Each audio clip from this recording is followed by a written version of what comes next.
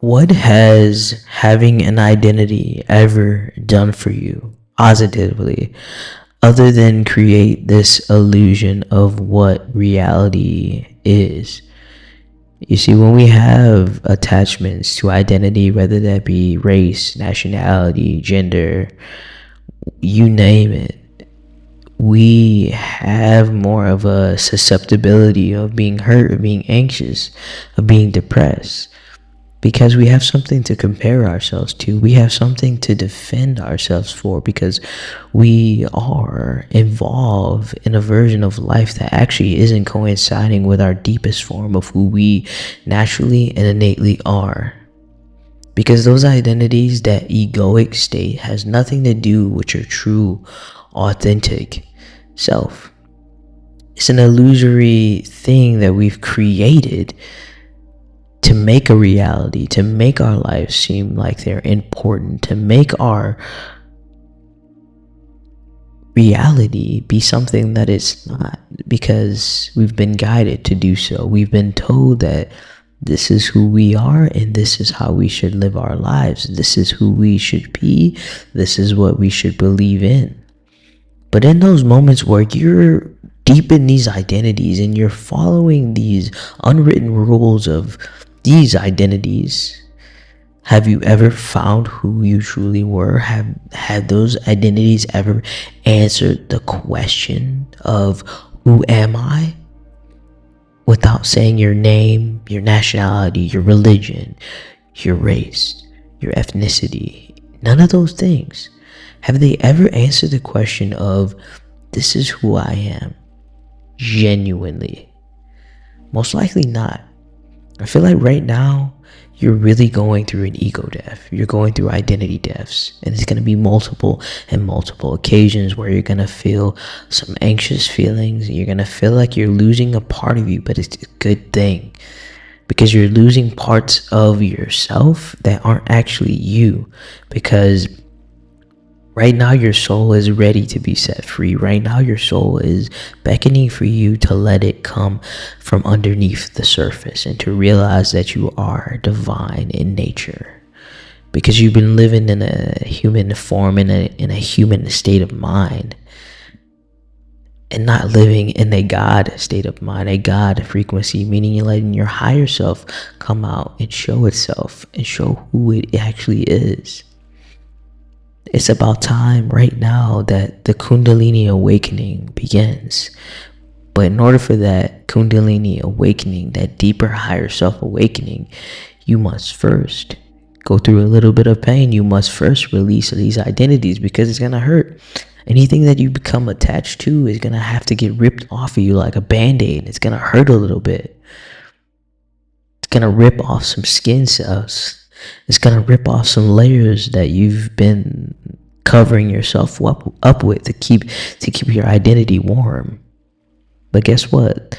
This is your time. This is your season. This is the cycle that you shed these layers. You peel these layers off because they no longer are a part of you. And right now you're realizing that.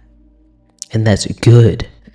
Because these identities have never served your higher good. They've only dampened who you actually are on a soul level. You see, you are God in human form. You are God, generator, operator, and destroyer. Generator of your own mind, the brain, the higher consciousness, the operator of your soul, and the destroyer of darkness. Because you can transmute it and alchemize anything you want in this world and make it become light. That's how powerful you are. And we've literally brought ourselves down to this humanistic level and made ourselves to be something that we're not, to make ourselves be something lesser than what we are. You see, we've created our own suffering inside ourselves because we have forgotten who we are. And when people say, and others say, remember who you are and know thyself so you can know the world. And to know thyself is to know that you are God in nature and you are God in essence, and everything around you is a creation of you. And everything around you is a reflection of you. But if you're only reflecting your identities, you're not reflecting your true self. You will only see negative forms of your identities that may not actually even be you. You may be really showing up in the world in the most inauthentic form that you could possibly be right now. And what we need right now is for every single part of the collective to come together and realize that we are all divine in nature, because that is the only way to make the world change. That is the only way for us to get back to the right path that we were all supposed to be on, because we've been a little redirected. Right now, you're a little redirected. And now it's time for a little shift. And it's starting right now because you're starting to feel that energy, a little anxiousness, maybe a little sadness, because it's going to be a little sad because you're going to have to release the things that you've held on to so near and dear for this entire time of your life. But it's a good thing to let go. It's a good thing to start something new and start fresh. You see, right now, as time, which is also an illusion, which is also something that we create ourselves, right? But as time, or as the moments pass by, there are subtle shifts and subtle restarts. And in those moments of restarts, our brain doesn't even recognize it. Only the soul, divine, the higher consciousness can recognize it. So in those moments that you may feel like there's sadness, there will always be a restart in those conscious moments, because every single day there's millions upon millions of restarts in the divine matrix of life.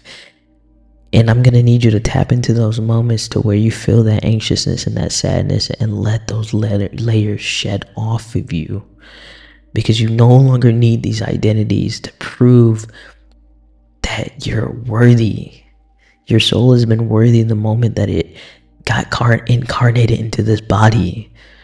You don't need a car. You don't need your ethnicity. You don't need your nationality. You don't need your gender to prove something, because you've been defending something your entire life. But the one thing that you needed to defend was your soul, but you left it behind when you were born. And now you're just trying to recreate and remember who you are. Because once you get into your God frequency of knowing that you're all the God that I explained once before, life will be so much easier. You know what I say? When right before people are about to pass on, right? A lot of people realize they weren't living their entire lives because they weren't actually viewing the world from a holistic perspective. They were actually viewing the world only from their identities. And when you view the world from your identities, you have a limited perspective of the world. So right now is the time to shed the ego, to shed the identities, to lay them down for a second. The moment that you feel like you're getting defensive, the moment that you feel like you're getting anxious or comparing yourself, you're creating your own suffering. You're not realizing that you're only having those feelings because you're attached to something, and that something is an identity. So right now, don't be afraid to let go. Don't be afraid to not belong to anything, because you don't need to belong to anything to be something. You're already something. Your soul is something.